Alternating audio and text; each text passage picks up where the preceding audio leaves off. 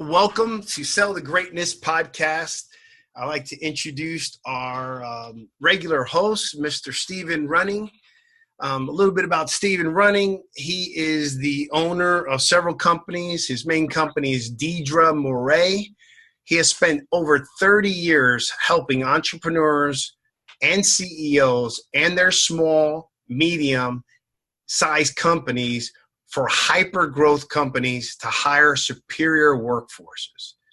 He's an expert in systematizing the recruiting process for companies that want to hire the best talent in the industry.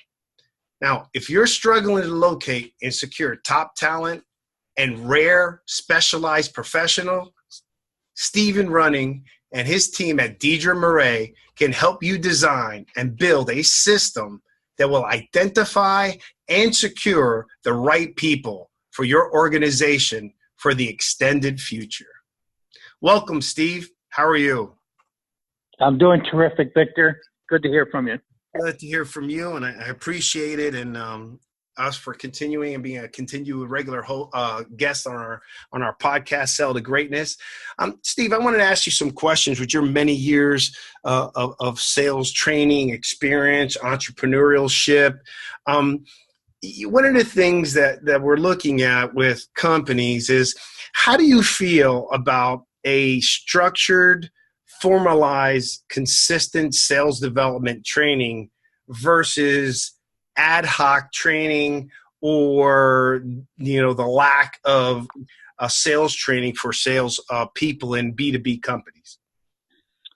Well, as you know, I'm one of those champions of systematizing businesses and systematizing sales systems and so on. We have a 12 exam process that occurs. Deidre Moray, one of my companies, is employee owned. And to actually become an owner, you've got to go through a ritual of 12 different exams. And some people get them done in a year, some take many years. But essentially, it is proving that you have moved from unconsciously incompetent to consciously incompetent, and perhaps even consciously competent in our SOPs and the institutional knowledge and processes and technologies that are involved in our business. And it's very, very formalized. As a matter of fact, the Wall Street Journal, I don't know if it still does, but it used to have every day there'd be a picture of somebody done in dots and be an interview. I was one of those people many years ago where they talked about the formality of our business training system, which was similar to those of very large corporations, yet we were a small company at that time, maybe 35 employees. So yeah, I'm a big supporter of formalized systems. I just want to ask you, just for our listeners' perspective, SOPs are for standard operating procedures. Yes. Okay. Yeah. I just want to make sure that everybody knows that. So, Uh-huh. Okay. So you're a big advocate, right? So why do you think, and what are your thoughts on these small, medium-sized companies? I mean, because there's even larger companies, but our focus is the small and medium-sized companies. Why do you think that they're so poor at having a dynamic or formalized training program? Well, especially in the sales area, I think it's not a simple answer. We'd have to categorize businesses, but let's take the small entrepreneurial company. Typically, a big chunk of them, let's say 30%, maybe 50% of them, are built because of relationships that the founding entrepreneur, has with maybe somebody in a supply chain or whatever. And that founding entrepreneur does most of the sales. As the business starts to grow, that entrepreneur has to take on other roles, and as more employees are added and so on, his or her ability to be the sole salesperson is diminished, and consequently they begin building a sales force. And I found, as a member of EO Network, what was Young Entrepreneurs Organization, now is an international organization for entrepreneurship, that a lot of these entrepreneurs, when they get to a certain stage of growth, what happens is, rather than start to systematize the sales part of the business, much like they've successfully done in the other parts of their business, maybe their design part or their manufacturing part or their web shop part, whatever, they systematize everything else. But when it comes to sales, they say, Steve, we'd like to hire your recruiting firm, and we'd like to have you get us a salesperson that's sold XYZ, which XYZ is exactly their product. And they've got 6 competitors, which means they've now said, get me somebody from one of these 6 companies. And I say, well, what do you have to offer that's better than those places already? I mean, why are you going to lure somebody away? And it's always money.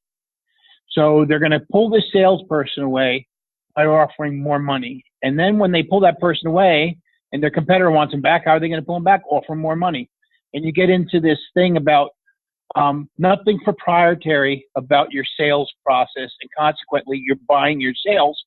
It raises the cost of sale, and essentially eats up the profit margin.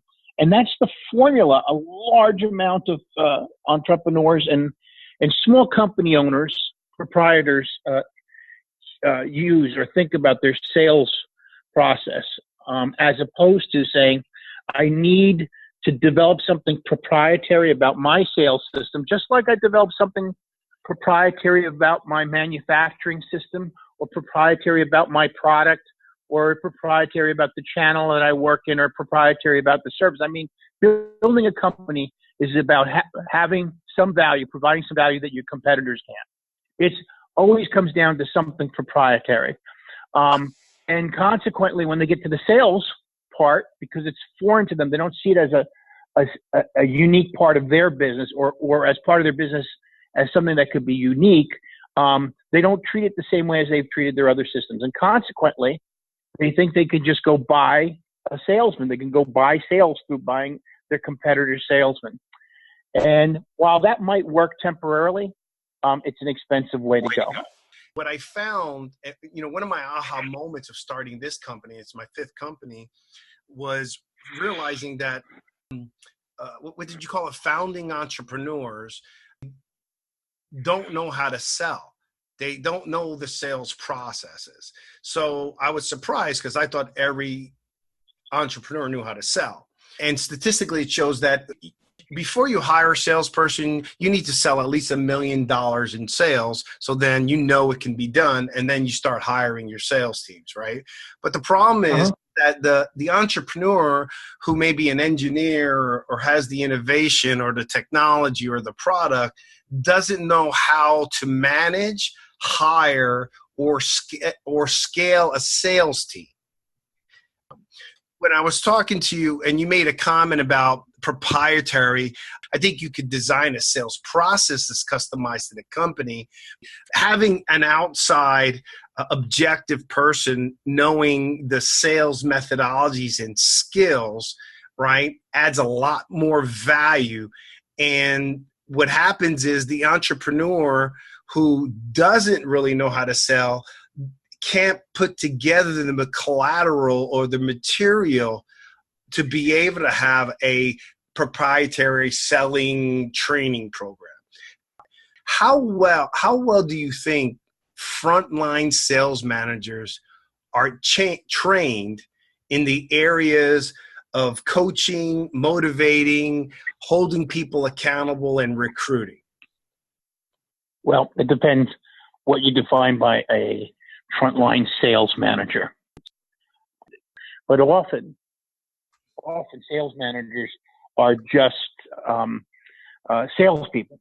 Okay, but when you have an actual sales manager, I would have you. There's a play, Glengarry Glen Ross. That's the name of the play. I think it's about real estate. Jack Lemmon's in it. Yeah, it's a movie. And Kevin Spacey plays the sales manager who blows a deal for Al Pacino. So watch that play. It's actually it's a movie now. It's an old movie, but you can look it up. Glengarry Glen Ross. It's great for every salesman to watch. But that sales manager blows the deal for Al Pacino because he breaks one of the fundamentals of sales. And there are fundamentals to sales. They're not proprietary. You have to build your proprietariness within the fundamentals. All right. And the fundamentals, which different sales trainers will break them up different ways, but they always fall into this following backbone. First, you have to do your preparation and research, which is essentially marketing. You have to figure out who you're going to sell to, why they're going to buy, why you're going to price it a certain way, what channels you're going to use. And I'm not going to get into a whole long training because it'd take me a day just to talk about that one fundamental. But once you have your preparation and research, then you begin your contact and rapport building. And that's another thing I could talk a day about. After you've got contact and rapport and the many ways that you can do it, whether it's brand building or just personal rapport, the next thing is information gathering and qualifying, figuring out what is important to your prospect, what problem they have, and how they perceive that problem, not how you perceive it. Second thing is come up with a solution and then present it in a prospect-centric way. Then it's there's a matter of using appropriate persuasion technology to overcome objections, which sometimes are just reflex. Sometimes they're legitimate. They could be emotionally legitimate, or they could be practically legitimate. And lastly, closing. And that means bringing all the commitments down to where they have to be so that it's a win-win situation. Those are fundamentals. Every sales process happens that way, whether you are selling jets for Boeing or you are selling Bic pens. It doesn't matter. That same process occurs. It's the tactics. That's the strategy, the fundamentals. Right. Okay. It's the tactics that change. And so if you have a sales manager that doesn't know the fundamentals, well, he certainly can't train and he certainly can't support. What can he do? He can fill out reports for management. Well, why do you need a sales manager? Okay, hire some intern if you want somebody just to move numbers up to management. That's my opinion. Well, okay, so I just want to get narrowed down because everything you said is great, right? But okay, so let me define what frontline sales manager. A frontline sales manager in what I'm talking about is the person that is directly in charge of a sales team that sales team sells to either businesses or consumers. So more for me, it's on B2B. So that person is responsible for a sales team of 5, 10 to 12, right? So that's where I'm defining a frontline sales manager. Number one. Mm-hmm. Like the character Glenn Spacey plays in Glengarry Glen Ross. Yeah. Or like a sergeant in the army. He's got the troops that take the RN and he's the front line and he's got his soldiers. So well, there's a lieutenant and there's a sergeant. Right. The lieutenant is the guy who leads. So what happens is that the frontline sales manager, everything you stated, I agree with, except for that falls under coaching. So for me, that's all part of coaching, right? And that's all part of so you got coaching, right? So that's one. Okay. 2, they need to know how to motivate. Okay. 3, they need to know how to hold their teams accountable, which is one of the hardest things. I don't know why accountability has become a bad word. It should be a good word because I want to be held accountable. How many entrepreneurs have accountability groups, right? And then they need to know how to recruit talent. I wanted to get your feeling and what you thought, how much they're trained just in these areas, right? Because statistically, they are not being trained. In other words, because the least amount of money is spent on training a sales manager in leadership and management. Because in sales, as a manager, it's pretty much you're like a psychologist because you got to deal with the rejection, with the highs, with the lows, the ability to handle billing, upset with fulfillment. And you got to talk to them about it, right? What I found, according to the research, is that the salespeople are trained more than the frontline sales manager, and colleges and universities, they don't teach sales management. usually training starts occurring, one for the salespeople, and then it starts occurring for high-level leadership, right? So the front. Right. Well, I mean, yeah. How well are they being trained? When you get into sales management, there's a lot of complexities, including training. As a matter of fact, the distinction between what makes a great salesperson and what makes a great sales manager is lost, especially in small and medium-sized companies. Corporate America has it down. They pull from different ranks for the two positions, and they understand the difference. But the majority of companies, the small, medium-sized companies, in that I've had experience with, and I've had experience with thousands of them, they typically, I'm going to say typically, not almost a general rule, okay, promote from the sales ranks. And the very best salespeople typically make terrible sales managers. All right, and the qualities and abilities that make for a good sales manager are not necessarily the qualities that make for a great salesperson. So I'll put that out there. And if your clients find that what they've done is they've promoted their best salesperson into a sales manager and they're finding that's not working, it may be because that's an inappropriate person to promote. At the same time, if they are appropriate to promote and you've trained them fantastically in sales, we got to start all over, because managing salespeople is not the same thing as managing sales. They're completely different things, and that's important to know. Not that the knowledge of how to sell isn't going to be important for the sales manager to know, because he's going to have to troubleshoot his processes. He's going to have to improve. He's going to have to resolve things that have gone wrong and come up with new systems. He's going to have to coach and train. So he's got to understand the process going on in sales, but he's got to understand so much more, because now this person's moving into a leadership position. Yeah, and that's what we're really finding, Steve, and that's why I focus on those four categories, is because they're not trained. They're rarely trained. Even in the classes I've lectured, there's components on it that they're not trained on, and even the founding entrepreneurs, they may be great leaders, but they're poor sales managers, right? And I find that in larger companies, and we have several large companies that we represent, they'll hire a sales manager and just expect them to know what they're supposed to do. And it's a difficult, in my opinion, it's a very difficult role.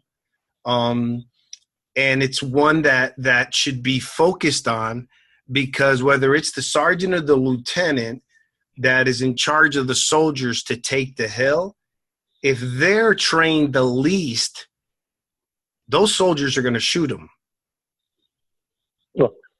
Yeah, they tend to shoot the lieutenants in the back. They're going to shoot them because they're like, I'm not going to follow this guy. So those are the key pieces that are frustrating.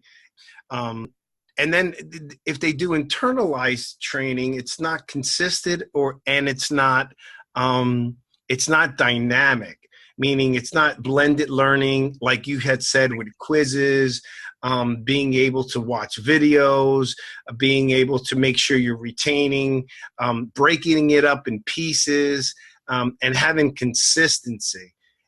Then you have sales leaders or sales managers that feel like they don't have the time, right? And you have to make the time with your sales team. You have to do one-on-ones.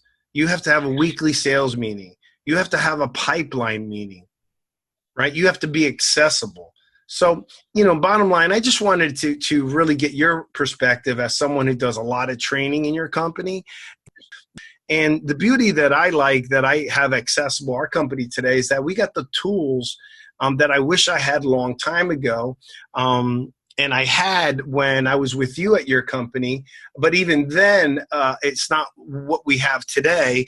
But a lot of them don't have the tools or the collateral to be able to have a curriculum to follow. And a lot of the sales managers don't even know how to put it together, much less use a PowerPoint, right? Right.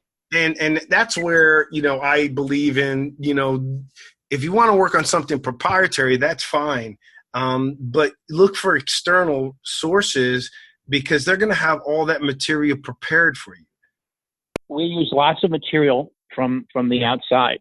All right. So we use a combination. First of all, in our case, our sales managers,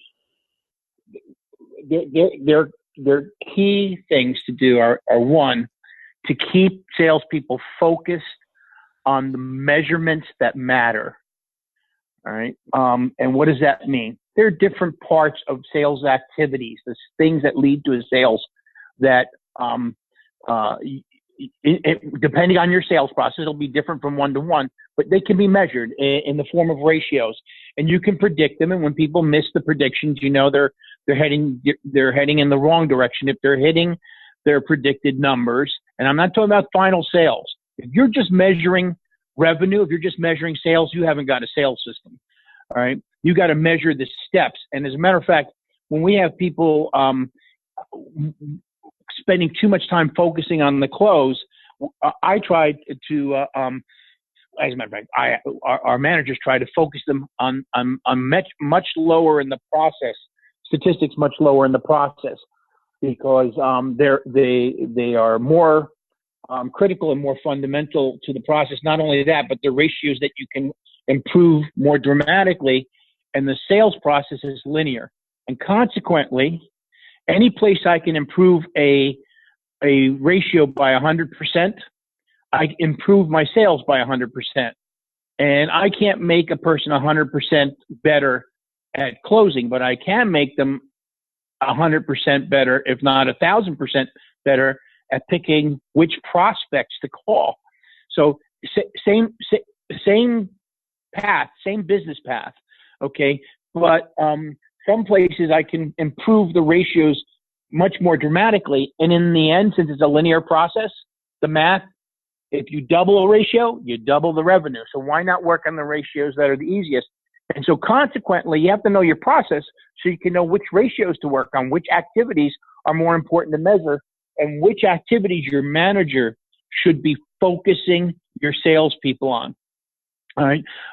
And consequently, like you say, pipeline. Yeah. You perhaps should even be having a reward system based on pipeline and not based on final sales. By the final sales, there's nothing left to manage.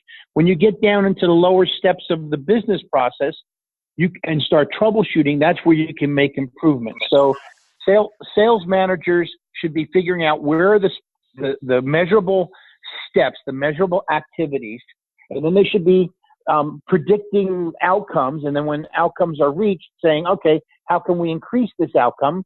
And developing methodologies that once they're polished and proven, that they can spread through the organization. And in addition to that, breaking down, if they can unbundle the process. I don't know. A lot of sales process can't be unbundled, but many can be unbundled. If you can unbundle it so that you could then move your talent, each talent asset into a segment that they're best at. And then you don't depend on a single person for your sales. You depend on a group of people, which means you now have a less vulnerable sales asset. That's also something that you want your sales manager to do. There's many things that a sales manager can do that, but they're not sales. They're process oriented. I'd like to dovetail on some of the key pieces you were talking about, which I agree. We call them KBAs, key behavior activities, and which lead to KPIs, key performance indicators. And you're right. Here's the challenge with when they hire salespeople or sales managers. They hire them, and all they care about is the end game, the result, how much have you sold. Provide incentives for the behaviors you want them to create into a habit. So, if one of the behaviors is making sure the CRM is documented, that's a behavior. If a behavior is updating your pipeline prior to the pipeline meeting, that's a behavior. I have a study of data of over about 500,000. We've done over 1.8 million, but I was looking at over 500,000. And it was astonishing to me that most salespeople are intrinsically motivated. What that means is they are more interested in performance, in recognition. So incentive programs work great for them because it's not about the prize itself. It's about the competitiveness of winning and being recognized as the winner of the group. And the behaviors are the key components to getting to the end result. Right? You just work your way backwards. What's your target number that you need to reach in revenues? Of that, how many proposals? Of that, how many conversations? And you just go all the way backwards to how many leads or prospecting that you need to generate. So I'm 1,000% on the focus on leading indicators, not the lagging indicators.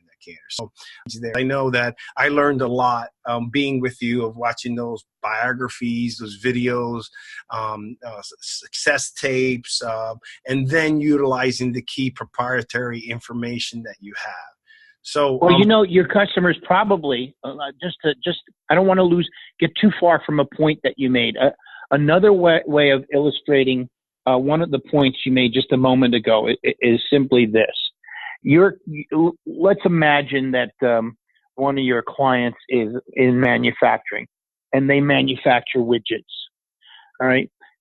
That manufacturing CEO would never say, okay, guys, what we're going to do, our only quality control check is going to be at the end of the process, especially if there's 25 steps to manufacturing a widget. They don't just say, well, is this widget any good at the end of the process? It isn't. Throw it out. Okay. At the end of the day, we had 10% bad widgets. All right, well, let's see if we can make it. Let's see if we can get it to be only 5% bad widgets. That's not the way they would do it. All right, what they would do is say, okay, let's check at the end of each step of the process, has it been built correctly? And if at step 6, the widgets are getting broken or not coming out right, they'd say, we have to fix step 6. Anybody in manufacturing would know to do that. However, I've met guys who run manufacturing operations, all right, and when they got to their sales, the only thing they measured a salesman on was revenue. And I said, you'd never manufacture your product that way. Why are you manufacturing your sales that way? And when I say it like that, they go, I never thought of it that way. They have their aha. And I said, now what we have to do is take your sales process that's specific to your company, break it into 10 steps, just like you would take your manufacturing and break it into 10. If it's easier to start with 5, start with 5. Start with 2. Go to 3, then go to 4. And when you get better at it, break it down to as many steps as you got and measure each step along the way and figure out which is the step that's producing the most defects and then work on that step. And maybe it's something in the pipeline. Maybe it's the prep list. Maybe it's the lead company you're using. Maybe it's the messages. Hell, one of the best things that you can have a salespeople where they're doing cold calling is teach them to leave proper messages. I can walk into a sales operation, watch their cold callers, and improve their sales by 5,000% just by fixing the messages they're leaving. It's amazing once you break down the process. And if you talk to somebody who has a manufacturing operation, which they break everything down to little steps and they check the quality all along the way, and then you show them their sales operation, which never checks anything till the end of the process, that's their aha moment. No, I agree, and I appreciate you elaborating on the point that I made. Again, I could just tell you that my experience with multiple companies is that an executive will hire a sales manager, and that executive may or may not even know sales. And what they do is they leave them to fend for themselves. Right. And then until there are times when they've brought me in to be able to take over for a little bit, immediate drastic improvement in sales. Immediate. because I know what they're needing to do. And then the sad part is that, they're outsourcing it, but everybody wants someone there inside because they feel you can't manage if you're not on the premise. I don't necessarily agree with that. I don't have a problem setting up a process, or my team setting up a process and then passing that on to someone to follow. But what happens is if we're agreeing that these sales managers are not trained in college, they're not trained by the companies to be a manager and a leader in sales, you can't just leave them to fend for themselves. So many companies I've seen, even whether it's in sales or not, they hire people with the expectation they should know what they're doing. That's it. And they don't want to do anything else. For me, I always felt like as a leader, if I made the hire, it's my responsibility to do everything I can to make that person successful in my company or in the companies we manage. And if I didn't, it's my fault. And it's not that person. It was just not a right fit. But I should have done everything possible, whether it was the calls, leaving the messages, making sure they're managing the right things, working with them with their targets. So it's just interesting. The challenge in sales is everybody thinks they know sales. And I'll leave you with this because, we're running out of some time I was with a group of leaders, of entrepreneurs, and we were just talking about different things. And, one of the entrepreneurs was talking about a business, and then a couple of them chimed in and say, man, this is incredible business. Why don't you just hire tons of telemarketers? This should sell like cakewalk. I don't see the problem. Why aren't they just selling? And, the one of the entrepreneurs, well, that's my challenge. If you think they have to do that, but, not a lot of people are aware and so forth. So, but my quick reaction being in sales and doing it for 30 something years and studying it and getting coached and mentored was, my first reaction was, listen, they make 100 calls a day. Why don't you come in here and make 100 calls a day for a week, and let's see how good you do.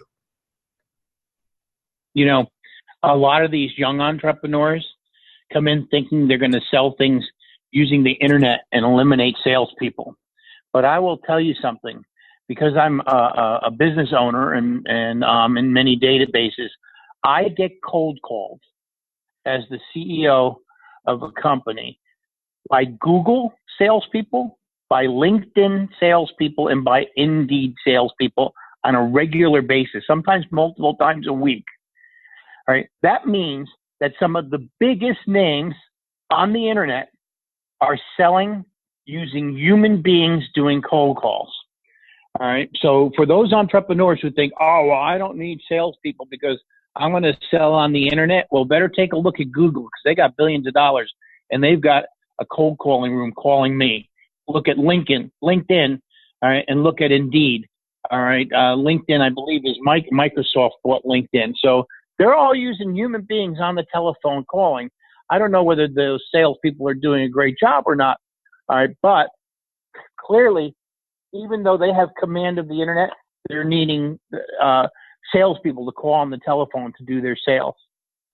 Yeah, I guess I agree with you, and I'm surprised you're getting me that many prospecting calls, because just in general, when I talk to entrepreneurs, when I ask them, they don't get that many prospecting calls, is because people have walked away from it, and that's when you start prospecting. But I guess my point was, it's so easy for someone to listen to a product and think that it should be a no-brainer, that just hire. This wasn't about internet. It was like, just hire a ton of salespeople. This should be a no-brainer. I don't understand why they're not selling the crap out of it.